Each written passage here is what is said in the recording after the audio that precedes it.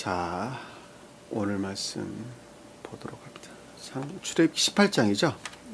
18장 1절에서 5절까지 우리 이명재님 읽어봅시다. 모세의 장이며 미디안 제사장인 디도가 하나님이 모세에게와 자기 백성 이스라엘에게 하신 일, 곧 여호와께서 이스라엘을 애굽에서 인도하여 내신 모든 일을 들으니라. 모세의 장인 디도가 모세가 돌려보냈던 그의 아내 시프라와 그의 두 아들을 데리고 왔으니 그 하나의 이름은 게르솜이라. 이는 모세가 이르기를 내가 이방에서 나가게 되었다 하며 하나의 이름은 엘리에셀이라. 이는 내 아버지의 하나님이 나를 도우사 바로의 칼에서 구원하셨다 하니라. 모세의 장인 디도가 모세의 아들들과 그의 아내와 더불어 광야에 들어와 모세에게 이르니 곧 모세가 하나님의 산에 진친 곳이라. 아멘. 자, 출애굽기 내용은 여러분들이 익히 잘 알고 있는 것처럼 애굽으로부터 탈출이죠. 자, 애굽으로부터 탈출에 관한 내용입니다. 자, 다시 말하면 애굽으로부터 해방이라고 하는 말의 뜻입니다. 자, 애굽은 겉사람의 고유 속성 안에 머물러 있는 자연적인 마음을 가리키는 것입니다. 기억하세요. 애굽이라고 하는 것은 그 표준적인 뜻으로 유전악에서 말미암는 겉사람이라고 하는 고유 속성에서 머물러 있는 우리 자연적인 마음을 가리킵니다. 그 자연적인 마음은 악 위에는 아무것도 아니다라고 하는 것입니다. 나면서부터 간직되어져 있는 악한 생명의 상태, 악 위에는 아무것도 아니라고 하는 것입니다.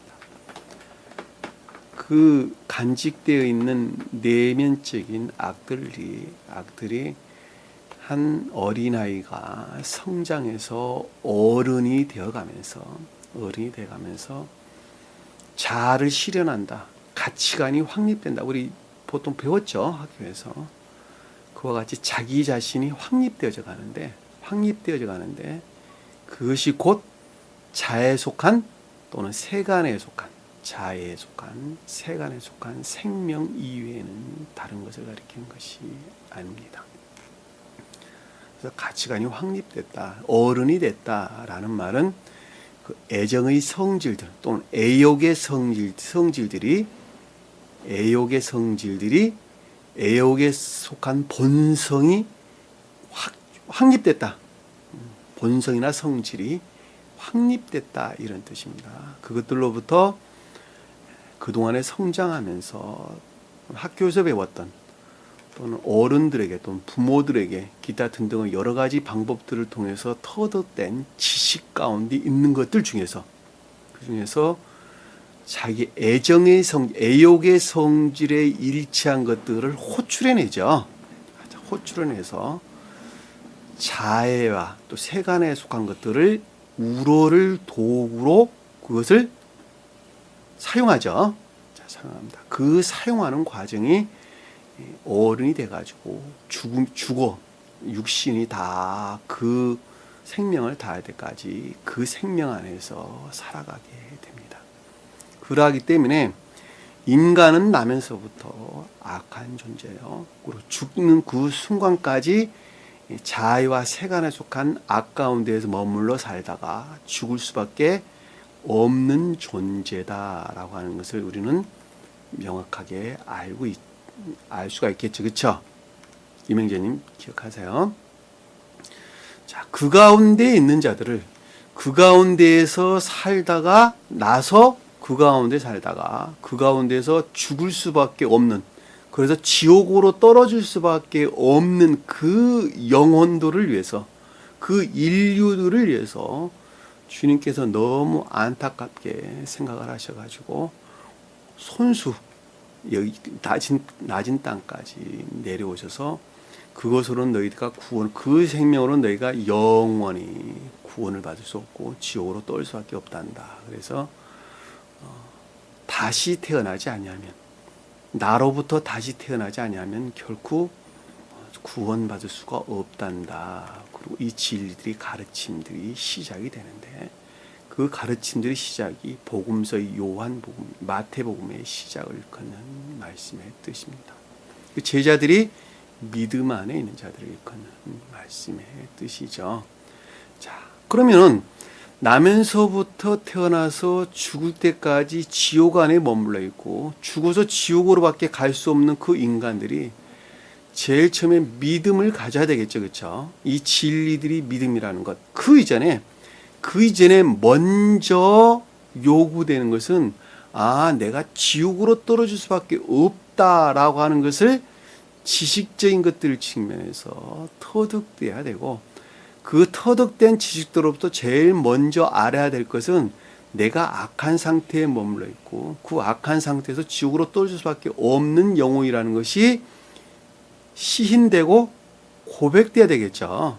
그러고 난 다음에 내가 그 상태에서 해방돼서 나는 반드시 천기와의 결합, 곧 구원을 받아야 되겠다라고 하는 열망이 없이는 안 되겠죠.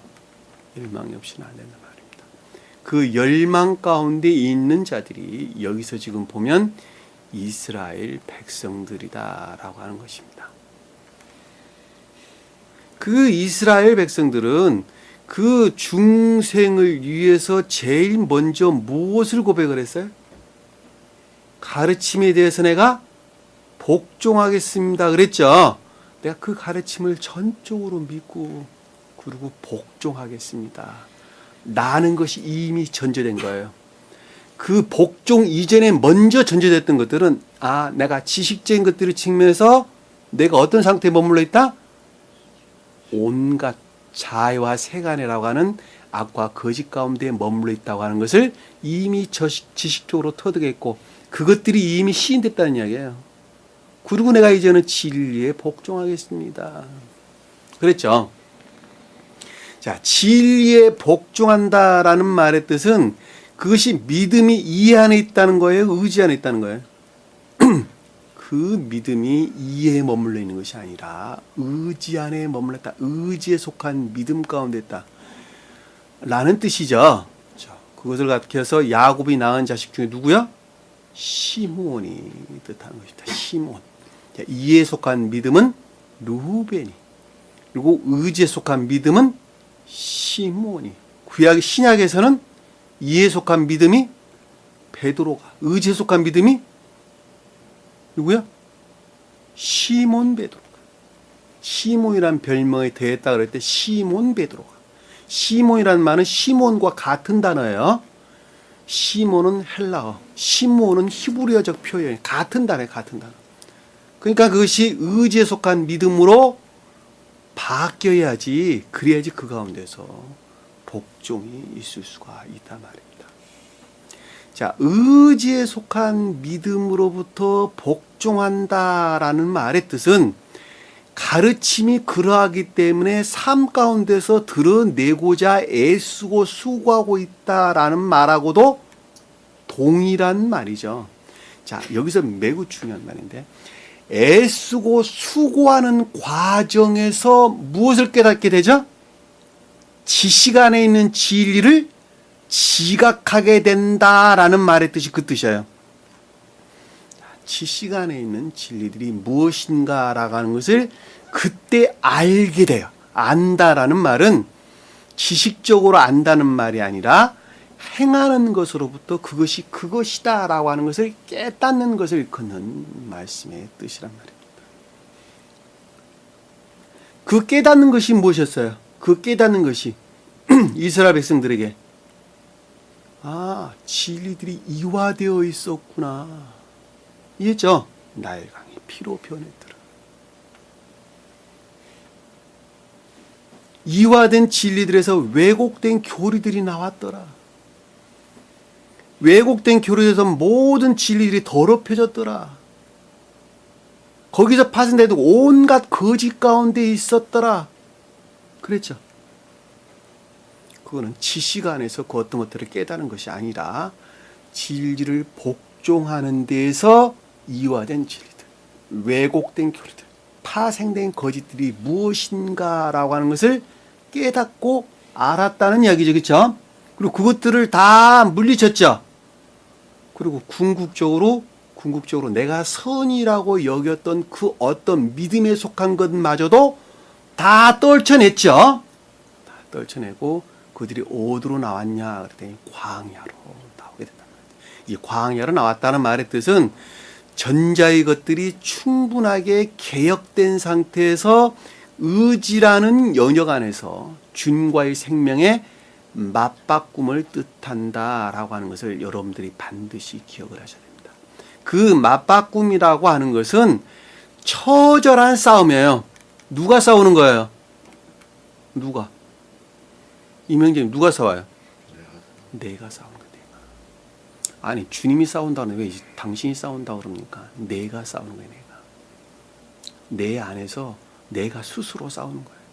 그럼에도 불구하고 지내놓고 보니까 나는 지옥으로 끌어내리려고만 애썼고 주님께서는 위로 올리려고만 애쓰셨더라. 그래서 나와 주님과의 다툼이었다니까. 이게 되셨어요? 그래서 주님께서 홀로 싸우신 거예요.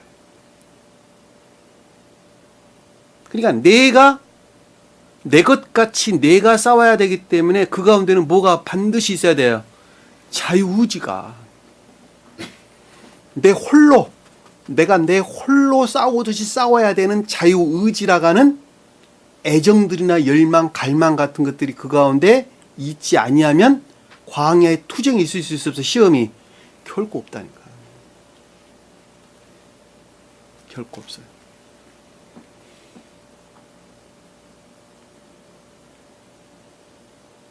그 가운데 주님으로 말미암는 능력이 있겠죠. 그렇죠?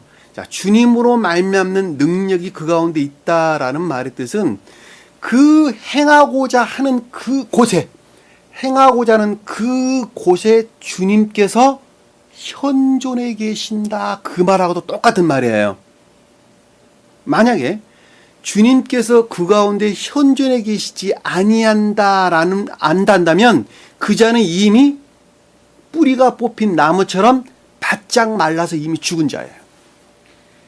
그러나 내가 광야에서 시험을 겪고 있다라는 말의 뜻은 그 가운데 이미 신령선 또는 존재되신 측면에서 주님께서 그 가운데 현존해 계시고 그 현존해 계신 주님으로 말미암는 신령한 진리들이 능력이 거기서 나오는 거예요.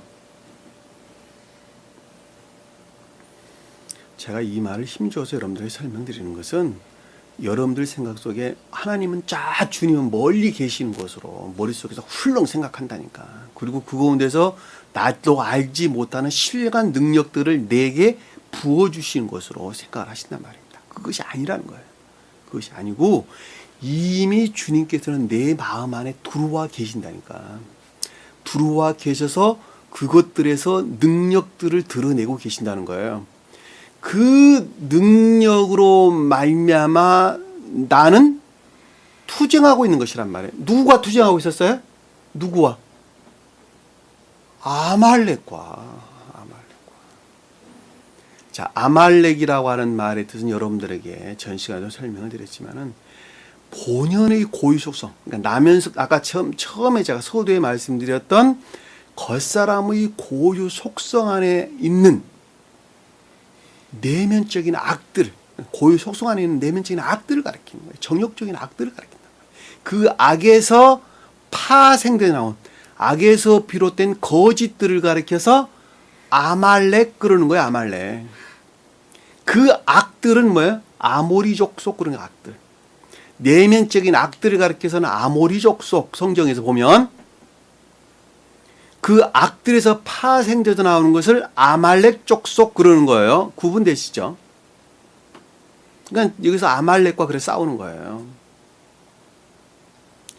자, 그 겉사람의 고유 속성 안에서 품어져 나오는 내면적인 악에서 비롯된 거짓들과 투쟁에서 누가 싸우죠? 여호수아가. 자, 신령 진리에서 비롯된 신령 진리에서 말미암는 싸우는 진리, 투쟁하는 진리들이 그것과 다툰단 말입니다. 무엇을 하려고? 무엇 하려고? 무엇 하려고요? 천계적인 생명을 착상시키려고 우리 마음 안에다가, 우리 마음 안에다 착상시킨다라는 말은 선들, 그러니까 진리들이 활착될 선들을 갖게 수태시키려고, 잉태시키려고. 자, 그 잉태된다라는 말은 잉태된 선들이 증대되어서 진리들을 행할 능력의 상태까지 재고될 때 중생한 자가 되겠죠. 그렇죠? 자, 중생은 자연적인 천적인 사람과 영적인 사람과는 다르다 그랬죠. 그렇죠? 천적인 사람과 영적인 사람들은 다르다 그랬는데, 천적인 사람들은 본연의 의지의 영역에서 중생이 성취된다 그랬죠. 그렇죠? 그리고 영적인 사람들은 본연의 의지, 그러니까 겉사람의 고유 속성은 그대로 두고 이해라는 영역 안에 새로운 마음을 부어주신다 그랬죠. 그렇죠? 그러니까 여기서 지금 이스라엘 백성들은 이해의 영역 안에 뭐를, 새로운 생명을 잉태시키는 것을 일컫는 말씀의 뜻이다라고 하는 것을 잘 볼 수 있단 말입니다. 여러분들 머릿속에 복잡하게 생각하실 것도 없고, 신혼부부가 결혼했어요. 아, 임신했다 그럴 때 수태했다 그러죠. 그리고 수태했다는 말은 태아가 착상됐다는 말하고 똑같죠. 착상된 태아가 2주, 3주, 4주, 10주 지나기 시작하면서 서서히 사람의 모습을 갖춰가죠. 예전에도 여러분들에게 제가 잠깐 설명을 드렸습니다만, 태아가 만들어지기, 착상되기 시작하면서 태아라고 일컬을 때에 가장 먼저 뭐가 생긴다 그랬어요? 모양이, 사람 모양이. 큰 틀에서 무슨 모양이 생기는데, 머리가 제일 먼저 생긴다니까. 머리가. 자, 어린아이가 착상된 태아가, 수태된 태아가 성장이 40주를 지나고 난 다음에 어린아이로, 갓난아이로 출산하는 과정은 천적인 사람들의 중생의 여정과 똑같아요. 아주 유사하단 말입니다. 질서일치하다는 거예요. 제일 처음에 머리가 생겨요. 그 다음에 심장이. 그 다음에 뭐가 생겨요? 그 다음에 눈이. 그 다음에 귀가. 그리고 그 다음에 입이 생긴다니까, 입이. 놀랍잖아요. 여러분 대응으로 한번 생각을 해보시라니까. 머리가 주님이죠. 심장이 뭐예요? 사랑에 속한 선. 선에서 뭐가 나왔어요? 지혜가. 전적인 사람들 지혜가. 선에서부터 지혜가 나왔다니까. 그리고 뭐가 나왔어요? 순종. 지각이. 이 일들 안에서 어떤 것이 옳다 그르다라고 하는 지각이 거기서 나왔다니까. 귀가 나왔다니까. 그것은 어디에 있었어요? 교리들 안에. 이게 분리되어 있어서 따로 있었어요. 하나로 2주도 안 돼서 생겼다니까 다.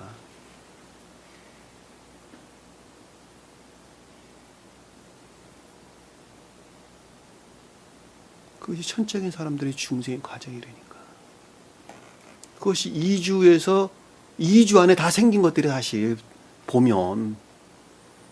그리고 여러 주, 한 10주 정도, 저는 구체적으로 잘 모르겠어요. 구체적으로 저는 그건 잘 모르겠는데, 그 이듬해 파생된 여러 가지 장기들이 그때 생기죠.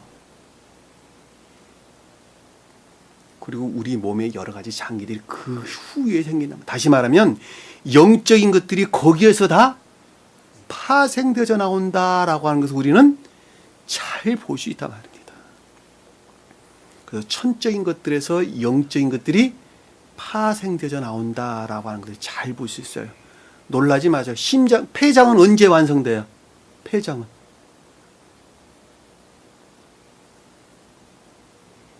언제 완성돼요? 엄마 뱃속에서 나와서 완성된다니까. 아기가 아야 앵야 하고 울을 때, 그때 처음으로 폐에 가득 찼던 물들이 다 빠져나가면서 처음으로 호흡을 하기 시작한단 말이에요. 그리고 뭐가 움직이기 시작해요? 손과 발이. 손과 발이. 엄마 뱃속에서 나온 어린아이가 그때 손과 발이 처음으로 움직이기 시작한다니까.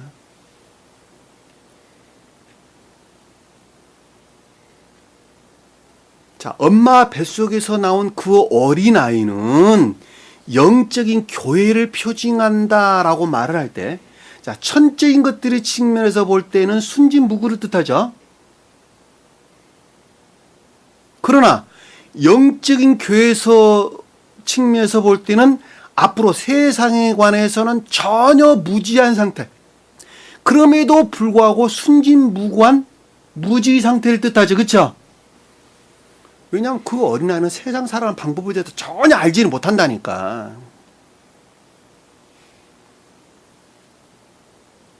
심지어는 가르침이 없이는 동물 그 자체예요.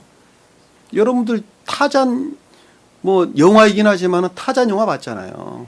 고릴라 품에서 자란 그 어린아이는 고릴라 습성을 그대로 드러냈잖아요. 그러듯이 엄마 뱃속에서 나온 그 어린아이는 순진무구하지만 그럼에도 불구하고 세상 살아나가는 방법에 대해서는 전혀 무지하다니까.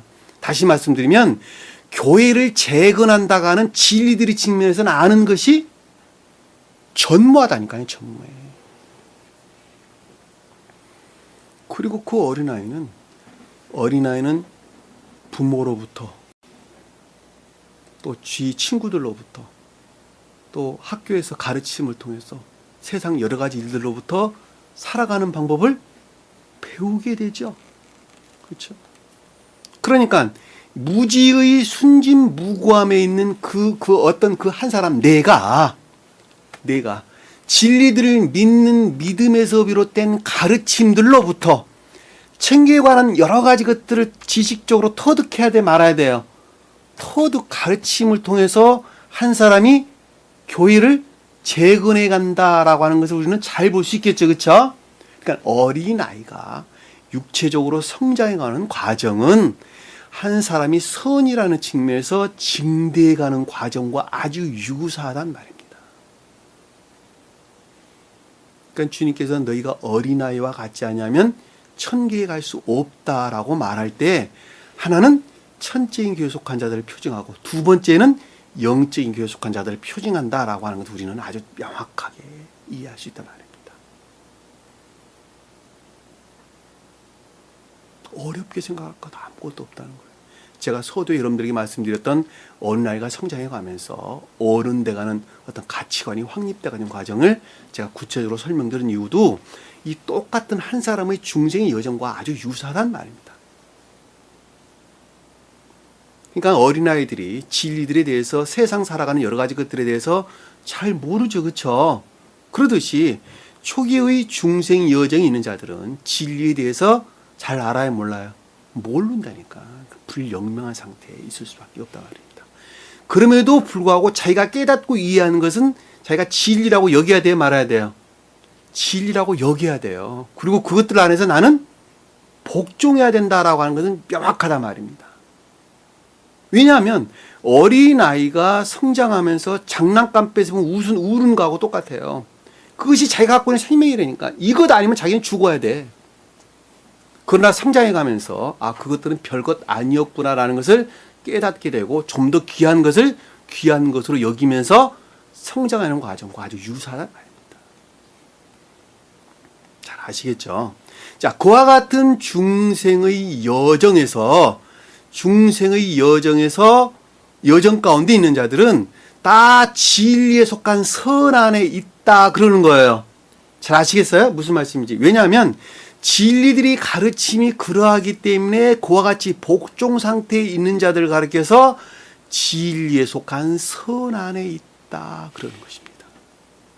그 진리에 속한 선 안에 있는 자들이 이제는 주님으로부터 말미암는 잉태된 선들로부터 재편성해 가는데, 진리들의 측면에서 질서를 바로잡아 가는데, 질서를 바로잡아가는 과정에 있는 자들이 18장 내용의 가르침들이란 말입니다.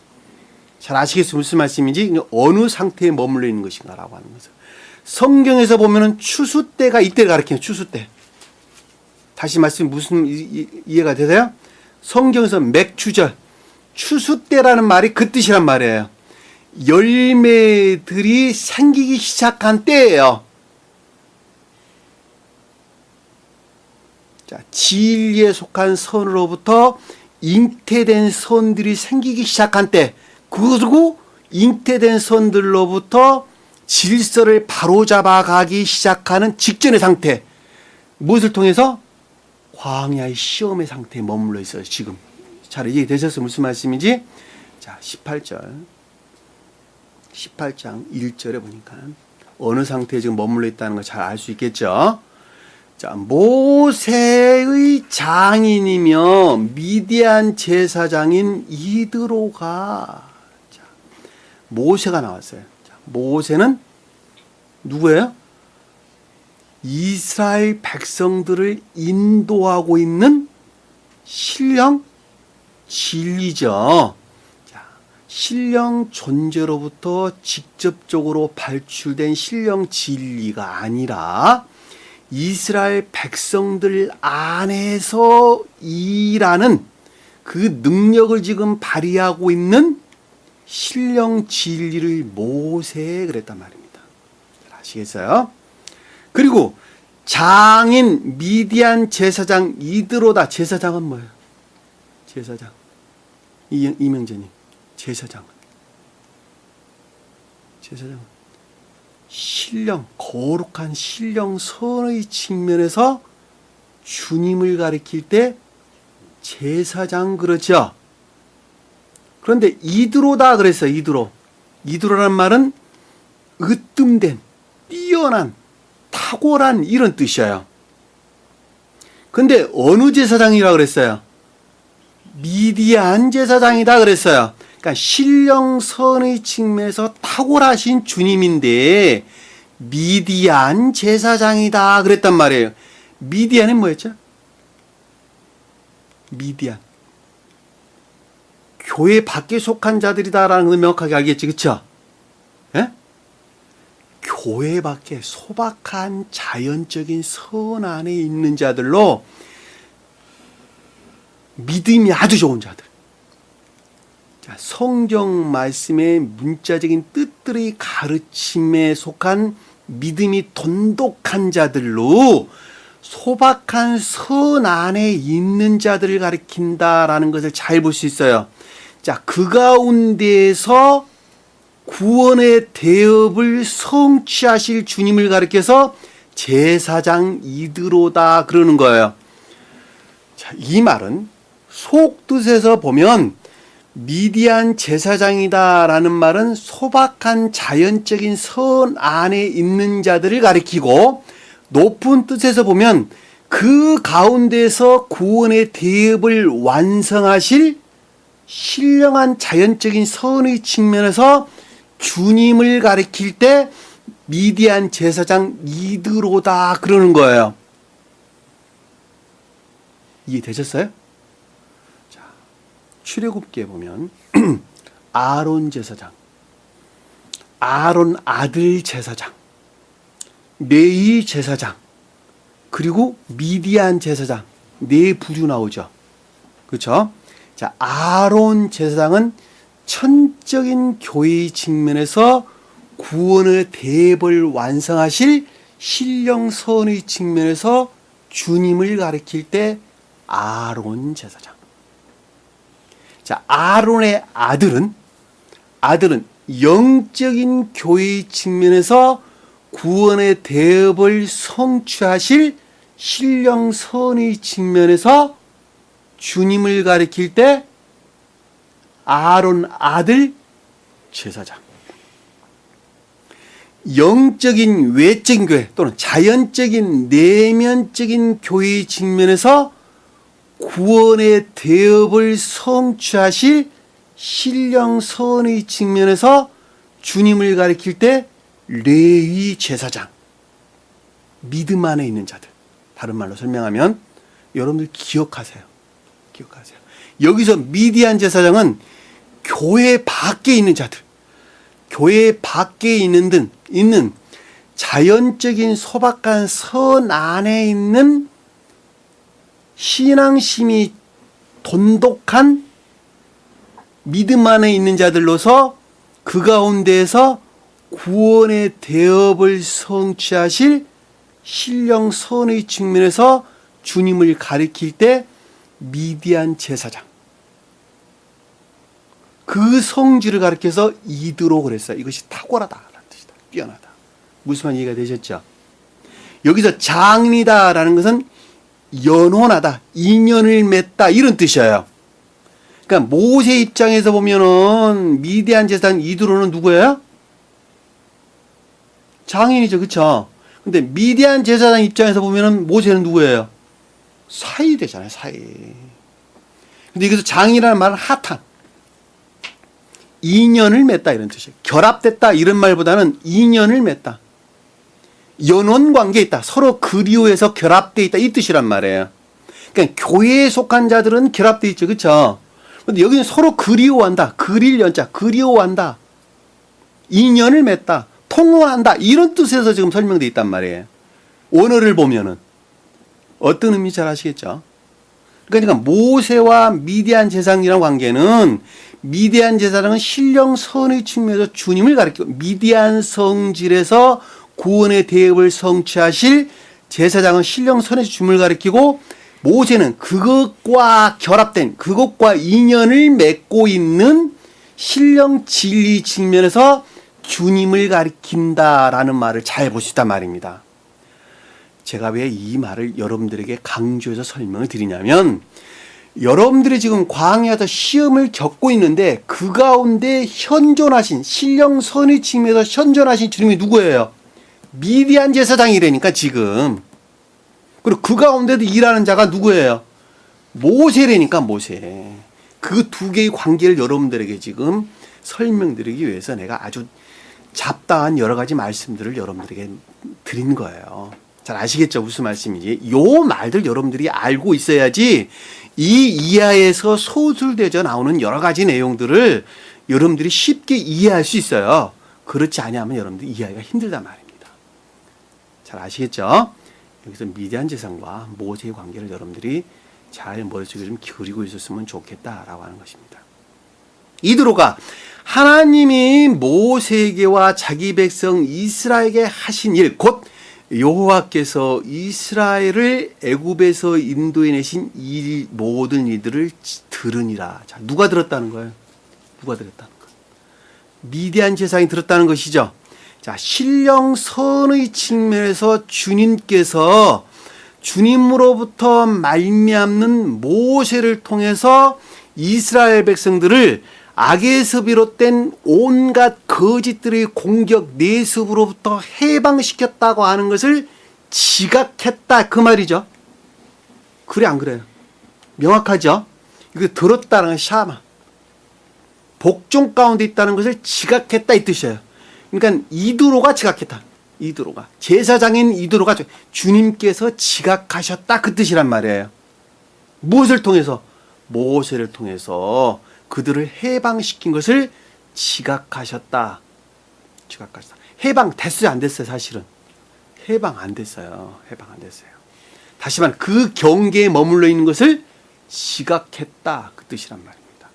자, 모세가 어떤 성질의 상태에 머물러 있는가 한번 봅시다.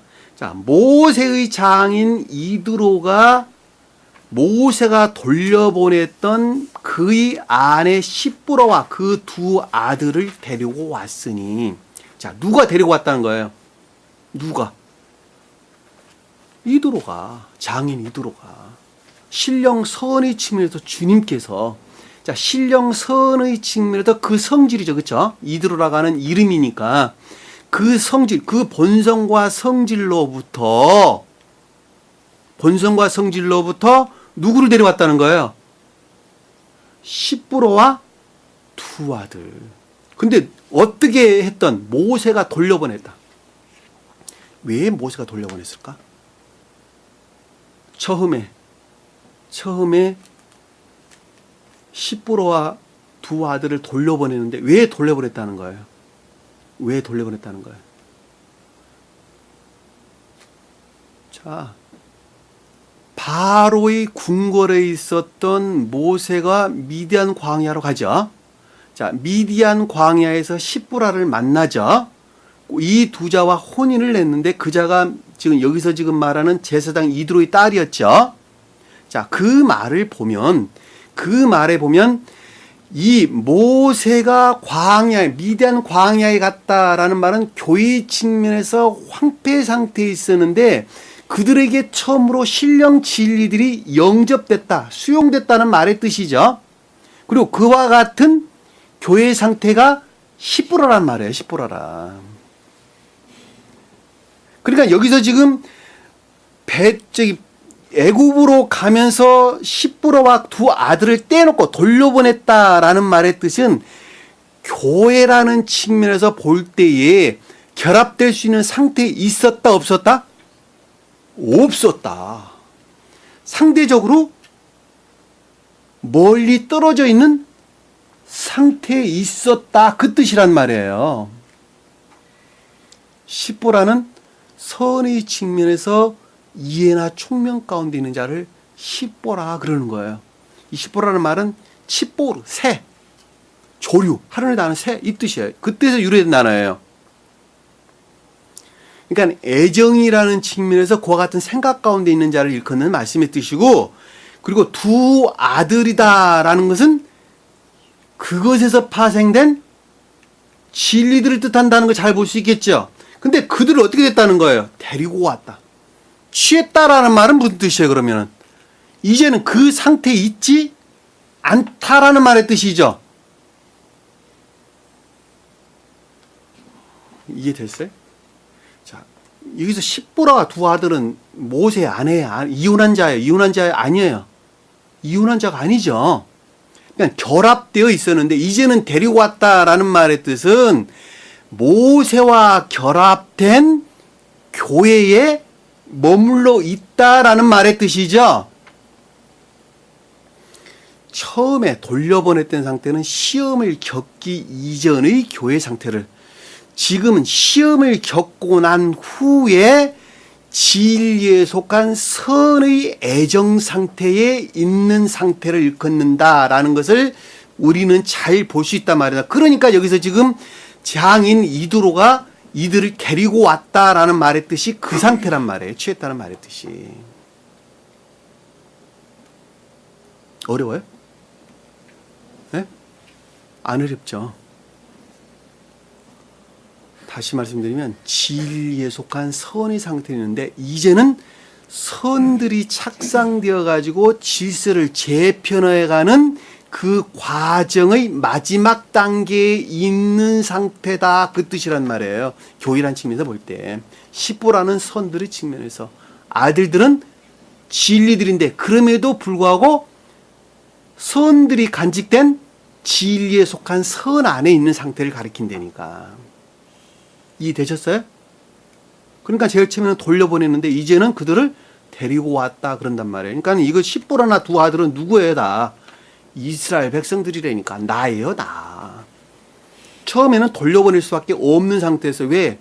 모세가 일하기 이전의 상태니까. 이제는 지금 이 일을 해가지고 광야에 지금 와 있고 이제는 선들이 착상될 상태에 있다니까 지금. 이게 되셨죠? 무슨 말씀인지. 그 상태를 가리켜서 뒤에 보니까 그 성질의 상태를 게르솜이다 그러고 또 하나는 누구라 그랬어요? 엘리에셀이다 그랬다니까. 이 게르솜이라는 말이 무슨 뜻이에요? 나그네되다, 나그네되다.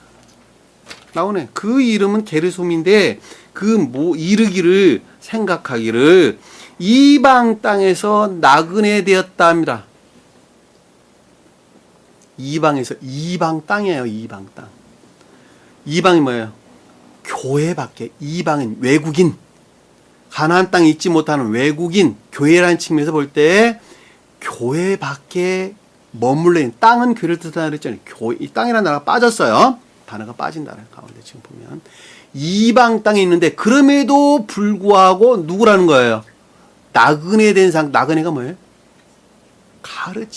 가르침에 대한 애정 가운데 있는 자. 그러니까 가르침 속에 있는 자들이었다는 거예요. 교회 밖에 있었음에도 불구하고 진리들이 가르침 가운데 있었다 그 뜻이란 말이에요. 그럼 명확하잖아요. 십부라와 두 아들이 어떤 상태에 있었는가 하는 것은 여러분들이 그랬잖아요. 그 진리에 대한 애정들로부터 가르침 가운데 있었다라고 하는 명확하잖아요. 그리고 또 하나 상태는 어떤 상태에 있었다는 거예요? 엘리에서의 상태에 있었다. 엘이란 단어는 능력의 측면에서 주님을 여기서 에셀은 에제르 돕는다, 돕다 이런 뜻입니다. 도움 이런 단어예요. 능력이라는 측면에서 그러니까 신령 진리 측면에서 주님께서 도움 가운데 있었다 이 뜻이에요. 교회 안에 머물러 있었다 그 뜻이란 말이에요. 주님이 자비 가운데 머물러 있었다 그 뜻이란 말이에요. 이해되셨어요? 그럼 여기서 지금 십부라와 그 두 아들을 취했는데 그들이 어떤 상태에 있었다? 교회 밖에 있었는데 그럼에도 불구하고 진리들이 가르침 가운데 있었고 그리고 또 하나 상태는 주님의 신령 능력으로부터 자비에 속한 자비 안에 있는 교회 안에 머물러 있었다 그 뜻이란 말이에요. 이해되셨어요? 여러분 실망할 필요 있어요 없어요? 실망할 필요 없다니까. 왜? 주님께서 아주 굵은 밧줄로 쇠밧줄로 여러분들 꽁꽁 묶고 계신다니까. 절대 낭떠러지로 떨어지지 말으라고. 앞에서 그랬잖아요. 여호와 니시라고. 주님께서 영혼까지 대대로 싸우신다 그랬잖아요. 투쟁하고 보호하신다니까. 누구하고 싸워서? 아말렉과. 여러분 실망할 필요 없단 말이에요. 에셀이라. 이는 내 아버지의 하나님이 나를 도우사. 자, 내 아버지 하나님이다라는 말은 여기서 지금 장인 이드로 입장에서 볼 때에는 미디안이 뜻하는 성질의 상태에서 구원의 대업을 성취하시는 신령선의 측면에서 주님께서 계셨고 그리고 야곱의 측면에서 이삭의 측면에서 아브라함의 측면에서 구원의 대업을 성취하신 주님이 계셨죠. 자, 아브라함의 측면에서는 제가 누구라 그랬어요? 아론 제사장. 이삭의 측면에서는 아론 아들 제사장. 야곱의 측면에서는 레위 제사장. 미디안의 측면에서는 이드로 제사장. 그러니까 여기서 내 아버지가 누구예요 그러면은? 고대 교회에 존재했던 주님, 고대 교회의 구원을 성취하셨던 신령 선의 측면에서 주님을 가리켜서 내 아버지 하나님, 그분께서 누구를? 내게 자비를 베푸셔서 나를 도우셔서 내게 자비를 베푸셔서 어떻게 하셨다고요? 바로의 칼에서 구원하셨도다. 온갖 악에서 비롯된 거짓들의 공격으로부터 나를 해방시키셨도다.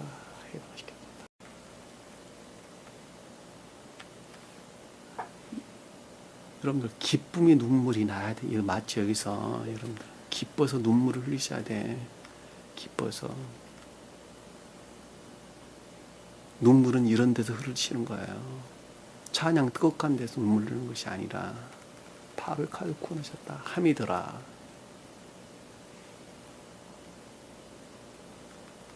오절에 보니까 모세 장인 이드로가 모세와 결합된 연혼관계에 있는 신령선의 측면에서 주님께서 왜 이걸 결합이란 단어보다는 연혼이다. 또 서로 그리워한다. 가깝게 있다. 이런 통혼하고 있다. 이런 말로 설명돼서 나오는 것이죠. 왜 그런 말로 이해하는 것이 온당한 것이죠. 스베덴부리 사도들은 그냥 결합이라는 단어 쓰셨어요, 그냥. 근데 사실은 연원 관계란 말로 이해하는 것이 훨씬 본문에 가깝습니다. 왜냐하면 모세가 뜻하는 신령 진리들은 내가 진리라고 여기는 것만큼 사실은 변질된 것들이에요. 이해되셨어요? 이해되셨어요? 그러니까 서로 구리한다, 연원 관계에 있다, 이 말로 여러분들이 이해가 되는 것입니다. 왜? 온전한 결합 가운데 있을 수가 없어요. 그래서 장이라는 나라가 그래서 나오는 거예요. 서로 결합되어 있는, 그럼에도 불구하고 그냥 결합이라는 단어로 쉽게 설명하는 것입니다. 그러니까 스베덴부리 사도께서는 번역하는 사람이 그렇게 번역을 했는지 모르겠지만 원어에서는 분명하게 연원 관계에 있다, 통원 관계에 있다, 이런 뜻이란 말이에요. 온전한 결합 관계에 있지는 못하다는 뜻이에요. 서로 그리워하는, 서로 마음이 내통하고 있는 이런 뜻입니다. 그러니까 서로 연원 결합 관계에 있는. 이드로가 저희 아들과 모세의 아들과 그의 아내와 더불어자, 모세의 아들, 저희 아들이라는 것은 모세에서 파생된 진리에 속한 선을 가리키죠. 왜냐하면 여기서 지금 선들이 활착되어 가지고 질서가 재편되어지기 직전의 상태에 일컫는 말씀의 뜻이기 때문에 저희 아들들이다라고 하는 것은 진리들을 가리키는데, 그럼에도 불구하고 선들이 내재된 진리에 속한 선을 일컫는다라고 하는 거예요. 아내다라고 하는 것은 선들을 가리킨다라는 걸 잘 볼 수 있겠죠. 그렇죠? 선들과 더불어 어디 와 있다는 거예요? 광야에서 와 있다. 광야에 있다는 것이죠. 그렇죠? 광야 밖에 있는 것이 아니라 지금 시험 가운데 있다는 거. 시험 가운데 있어요. 무엇 한다고 시험 가운데 있다는 거예요. 지금 선들이 착상되기 위해서, 선들이 착상되어서 진리들을 지금 재편할 직전에서 지금 시험 가운데 있는데, 모세로부터 생각하기를, 모세에게 이르기를, 아마르 생각하기를, 모세로부터 생각하기를, 곧 모세가 하나님 산에 진친 곳이더라. 자, 모세가 하나님 산에서 진을 쳤다라는 말의 뜻은 모세가 뜻하는 신령 진리들로부터, 하나님 산이 뭐예요? 하나님 산.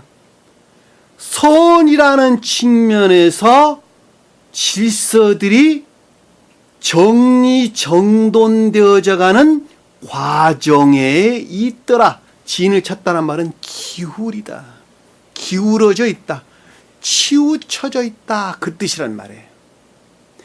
여기서 산이란 단어는 최고 높은 뜻에서 사랑에 속한 선을 뜻하죠.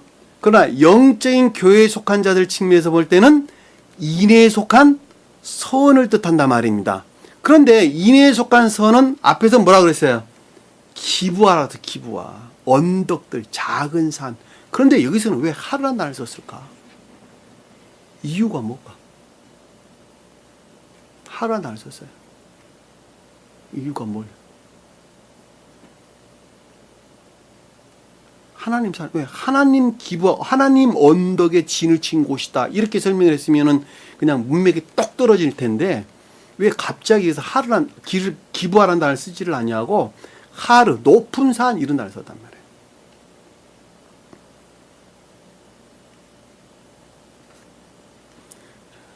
놀라운 비가 스베덴부리 사도에 여기에 대한 언급은 없습니다. 그럼에도 불구하고 제가 여러분들에게 설명드리고자 하는 것은, 가장 높은 뜻에서 볼 때 주님께서 미디안의 속성에 속한 것들을 영화시키는 과정에 대해서 소수를 하고 있기 때문에, 성경 말씀이에요. 소수를 하고 있기 때문에 하루란 단어를 사용하고 있는 거예요. 잘 아시겠죠? 무슨 말씀인지. 자, 인성 안에서 인간으로 오셨던 주님께서 미디안이 뜻하는 속성의 성질의 측면에서 구원에 대해 영화의 과정을 서술하고 있는 내용이 출애굽기 내용이란 말입니다.